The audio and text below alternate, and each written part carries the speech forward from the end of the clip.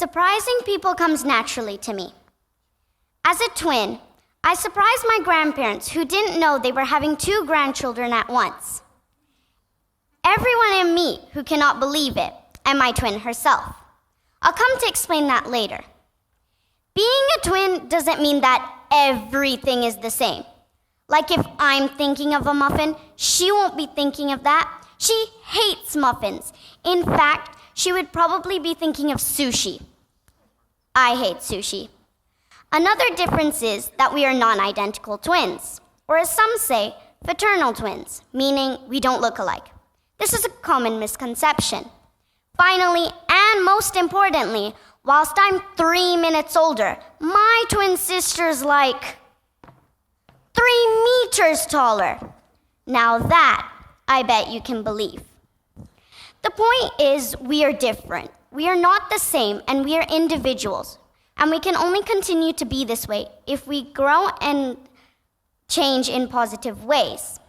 Even Carl Jung, the famous psychiatrist, agrees with me. Your vision will become clear only when you look into your own heart. Who looks outside, dreams. Who looks inside, awakes. Hello, my name is Parmiss Zahedi, and I'm 11 years old. I have been a student at James Wellington International School for 3 years. So why did I start off talking about the differences between me and my twin sister? When we first joined the school together, she seemed to struggle a lot more with opening herself up to others. I didn't. This is where many people could not believe that I had a quieter twin sister. I think my mom and dad are relieved by this, especially for the long car journeys. At least it's only me babbling away. In all seriousness, though, I didn't necessarily face this same issue and always found it quite easy to approach others in unfamiliar settings. Well, you may be thinking, how is it harder for one of you and not for the other one? But this isn't the important question. The important question is actually how she could take the best bits of me to grow herself. By reflecting inwards and considering how she wanted to behave in these situations, she was able to learn from me and allow herself to change within a social setting. She became more confident in herself as an individual and made progress within herself with being social and opening herself up. If a new person were ever to walk into class now, she would be the first person to welcome them. That's what good change looks like. This is a positive adaptation. People usually view change as something scary or something to avoid. But as illustrated by my sister, not all change is bad. Therefore, it is important that the change one goes through is done in an aim to grow from where you are now to something even better.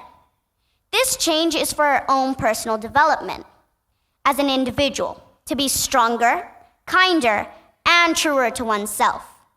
It is that type of strength that we need to channel and find within ourselves to be able to achieve positive growth.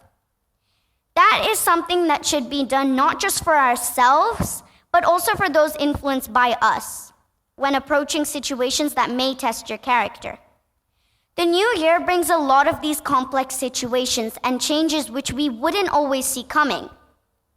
But that doesn't mean we resort back to our weaker selves because of fear of what is to come, or fear of falling if we were to take that extra risk needed to move forward.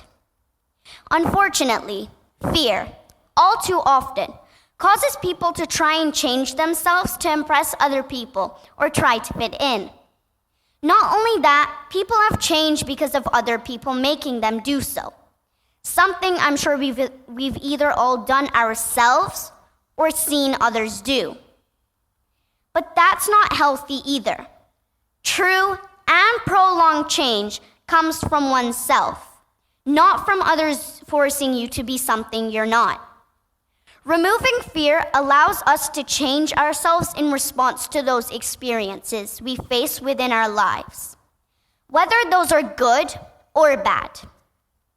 You have the possibility to confront the changes that come with these experiences. Where fear darkens, hope lights the way and gives you the opportunity to choose. To choose not to become someone you're not, but changing yourself in order to be the best version of yourself. That is why hope is the key to changing yourself for the better. I say this because all change is inevitable, but growth is an option. The new year 2020 is a chance for us to look at the idea change as a light, not a darkness. This is the time where we can change ourselves for ourselves, discovering what truly matters to us, instead of losing ourselves among the crowd. The world of media wants us to be the same, to stay the same, to want the same. But this isn't what we need. We need to be different, all of us unique in our own way by channeling what is in our core. Different, yet still equal. By 2020, all of us will be able to make our vision so clear that our fears will become irrelevant. So let me ask you, what is your vision for 2020? Take a second to think about it.